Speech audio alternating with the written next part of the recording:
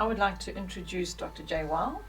For those of you who don't know who Dr. J. Weil is, which I don't think it could be many, it's probably just a few. Dr. J. Weil is the author of the Science in the Beginning and Apologia Science. Creation Science. No, Apologia Science. Exploring creation through science. And he's here in South Africa with us, here at Oikos base in our little studio. And we're very, very excited to have you here with us. Well, it's great to be here. Thank you. What I'd love to ask you to speak to us about today and share with the South Africans is you have been in the environment of home education in the States for very many years. So please would you tell us what the current environment is, the history of home education in the States, with a view to sharing with us where you believe we should be considering some warnings, some cautions, and the good and the bad, and most specifically to help us South Africans know what to avoid and what to look out for that would be preferable for us to know about that we're currently ignorant on. Sure. In the U.S., homeschooling has become so common that virtually everyone in the U.S. knows someone who homeschools. So it's not considered all that odd anymore. Back in the early 90s when I got started with homeschooling, many people didn't know how it could be legal. You know, when I first heard about homeschooling as a university professor, I wondered how in the world a mother could teach her children at home and provide them with a good education. But nowadays, everyone knows about homeschooling. Now, there's still a lot of myths and so forth, but everybody knows about homeschooling. It's fairly common. And that has some blessings and some curses as well. So one of the blessings is, since home education is very common, it's not a problem in almost all situations for a homeschooler to get a job, to go to university, to do anything like that, because everyone understands homeschooling, or at least most people do. And so a lot of the things that were worrisome to home educators when they first got started back in the early 80s, early 90s aren't as much of a problem anymore. Can I just interject there and ask you, what were those problems then that were really at the top? Well, the top of almost everyone's list is how does a student who's homeschooled go on to university? And how is that now today? That was their greatest concern then, and you yes. said it's not so much anymore. The reason No. being, exactly? Well, most universities recruit homeschoolers. They prefer to have homeschool graduates compared to the privately and publicly schooled students. Especially the top tier universities. The universities are considered the best in the nation. They routinely hire accept a higher percentage of their homeschool applicants than the rest of their applicant pool. So Stanford University, for example, routinely accepts twice the percentage of their homeschool applicant pool as compared to the rest of their applicant pool, because they understand homeschooling and they understand how well it prepares students for university. Okay, and so now those students that are going into those universities, they don't need to arrive with formal certification of some form. No, and that hasn't been true for a long time. For a long time, most universities have had some other way of allowing homeschoolers to get in rather than having some transcript from a public school or a private school or something like that. So that hasn't been a problem for quite some time, but what we've seen over the last, especially 10 to 15 years, is that these universities are actually so happy with homeschoolers that they prefer to have the homeschoolers compared to everybody else.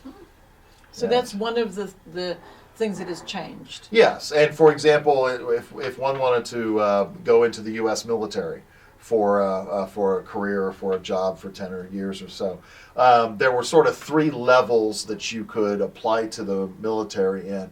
And when homeschooling wasn't well understood, homeschool graduates could only apply to the lowest level, which didn't allow you to have any of the high technology jobs or the jobs that would also have some educational benefits and so forth.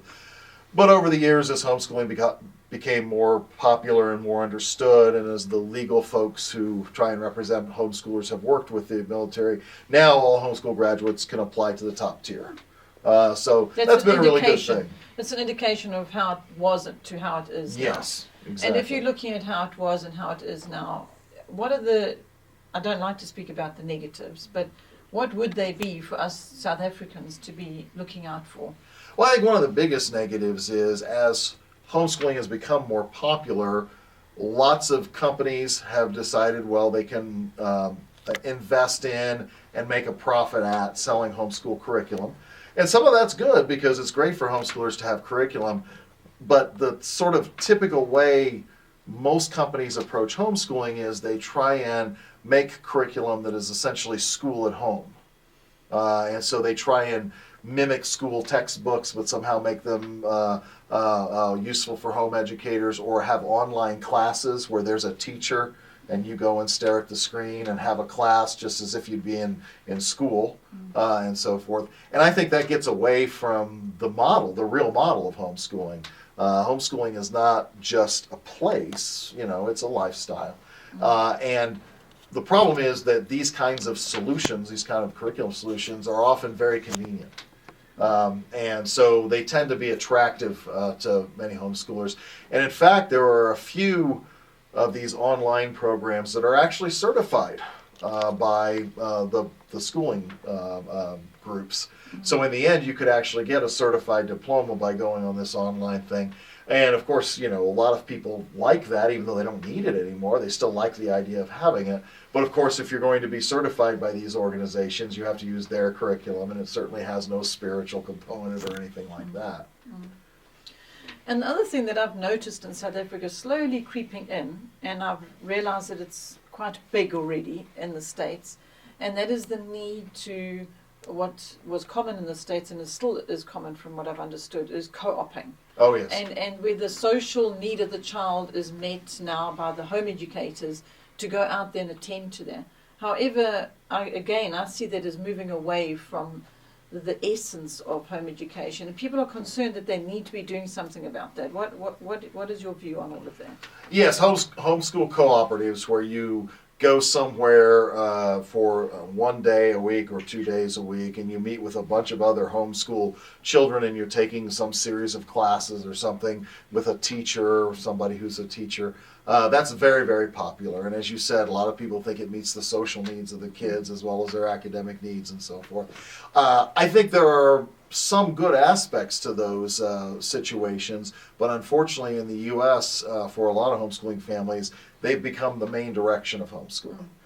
I think it's good from time to time for children to get together in an academic setting and share some academics, but I don't think it should be the focus of education at all. The focus of home education is the parents and the children learning together.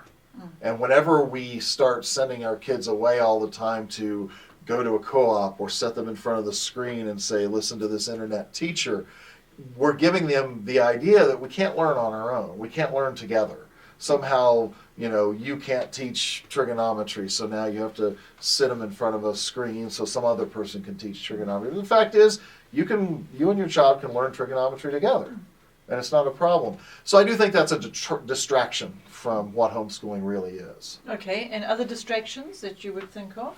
I would say another big distraction that we have in the U.S. with homeschooling is this idea that we have to do competitions and these kinds of things. Once again, for some students, competitions can be very good things.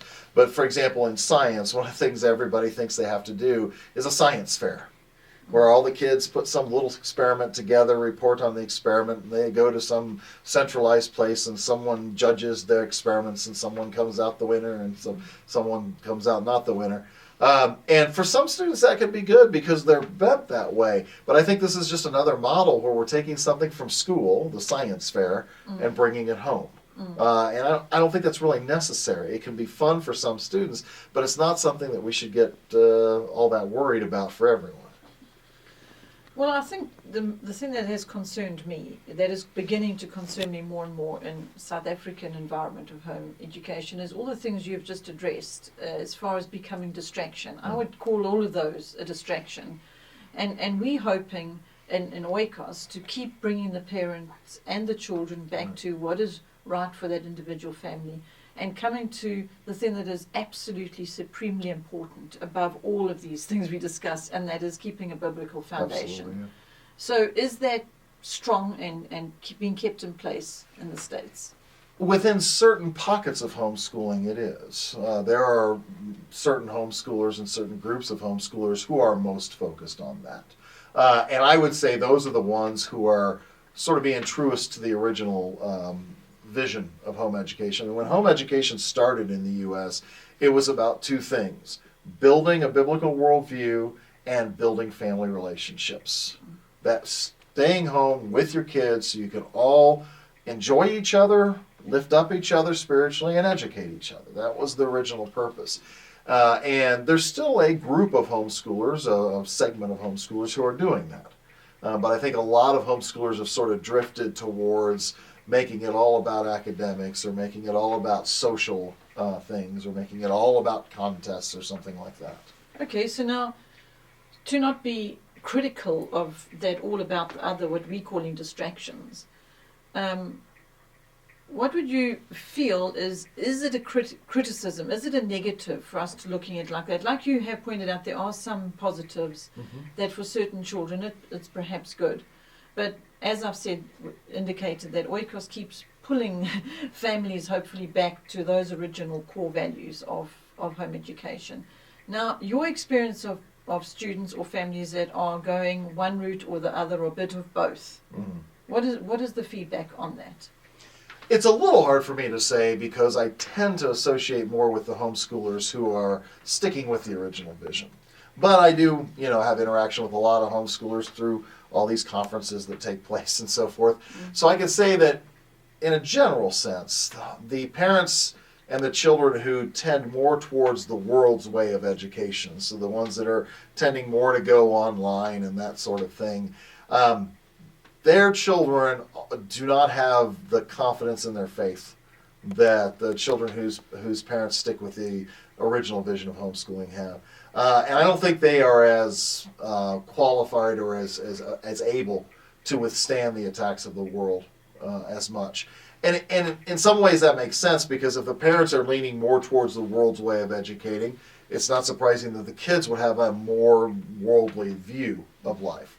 Whereas the parents who say, look, we're going to homeschool the way we think the Lord wants us to homeschool, that's a direct example of following the Lord no matter what.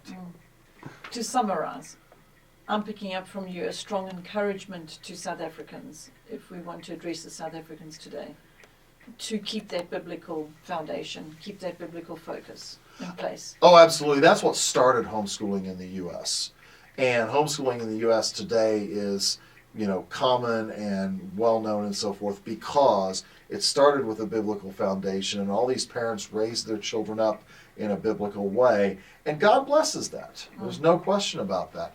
And as we start worrying more about what the world expects of our education, I think in the end, the less the children are blessed by God.